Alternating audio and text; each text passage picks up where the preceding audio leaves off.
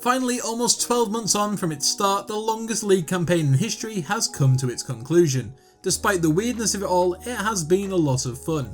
We can barely remember the start of the 2019-20 campaign, but it has provided plenty of memorable moments along the way. So to mark the end of the 28th season since football began, insert Premier League joke here are 28 things we loved about the 2019-20 season.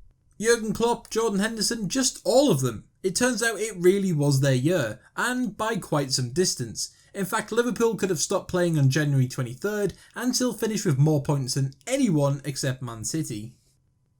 A footballer you can always relate to, and one that just seems like an absolutely brilliant bloke, plus having an incredible left foot doesn't go unnoticed too.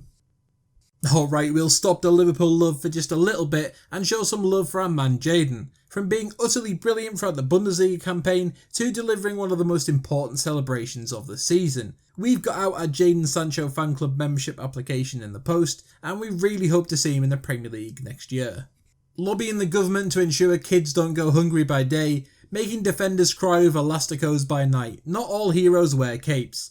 17 goals for Rashford in the Premier League season, and more importantly £20 million raised for children who receive free school meals. Assists, goals, and looking a lot like Macaulay Culkin. Don't ever forget to appreciate watching this man in the Premier League though. The Belgian secured his 20th assist of the season against Norwich to join Thierry Henry in the most ever recorded in a single Premier League campaign. Has anyone made moving to the Premier League mid-season look this easy? Sure, he might be knocked over by a light breeze, but he really has fitted in so well in England's top flight. Him and Pogba next season will be a treat to watch. An FA Cup final, Champions League qualification, and he's been a comedy genius in every one of his interviews. From belly laughing to becoming the most serious man on the planet in the space of about a second. But no, seriously, this man has done an excellent job. What a manager and what a man. Finishing 9th with Sheffield United in his debut campaign in the Premier League is pretty amazing. Plus he loves going to the pub, so we love him.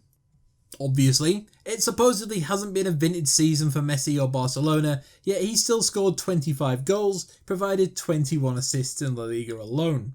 He's even reinvented free kicks with that disgusting Panenka against Espanyol.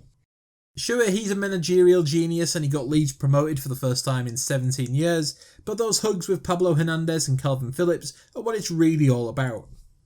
Speaking of Pablo Hernandez, a man who could nutmeg a mermaid, a man who could spot a pass in a blindfold, and a man who could find the bottom corner of the sphere. When he left Swansea in 2014, it looked like it was probably the end for him, but since joining Leeds in 2017, he has been incredible. Expect to see him in the Premier League next season, whether Brentford get there or not. 17 goals in the Championship is no mean feat.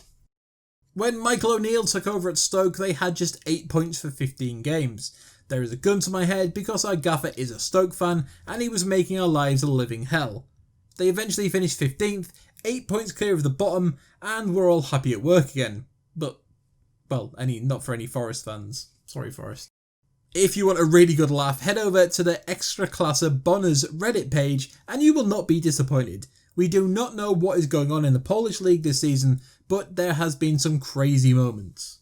Back to more Man United love, we're very sorry, Mason deserves it though. 18, hit double figures in the Premier League and already looks like the best young hopes for England. I can't believe it's taken this long to mention him. The Norwegian cyborg has been unstoppable since moving to Dortmund in January and we've loved every minute of it. We will always love Santi. Since returning to Villarreal, Cazorla has produced a combined 43 goals and assists in all competitions. No midfielder in Spain has managed to produce more during that same period, so we're so happy that he's had his swan song. He may have his critics, but Souness has shown an admirable willingness to try and educate himself on important matters. See his discussion with Micah Richards on Black Lives Matter and you are in for a treat. Now if you could just leave Paul Pogba alone, we'd like him a lot more. As industrious as the 19th century, and his hatred for Man United is quite refreshing. How can you not love James Milner? So it turns out Jamie Carragher is a comedy genius, after grabbing that bag of popcorn during Gary Neville's rather lively debate with Carlos Tevez' agent. Let's be honest here, if the Ballon d'Or was going ahead this year, this man would have won it hands down. 43 games, 51 goals, 2 trophies so far, and a very good chance of adding the Champions League. Self-promotion alert. If you love 2000s football as much as we do, apparently there's a really good podcast and it's really great and everyone should watch it, and it's on YouTube and every episode was just top notch and there's comedians on it, so go click this link here.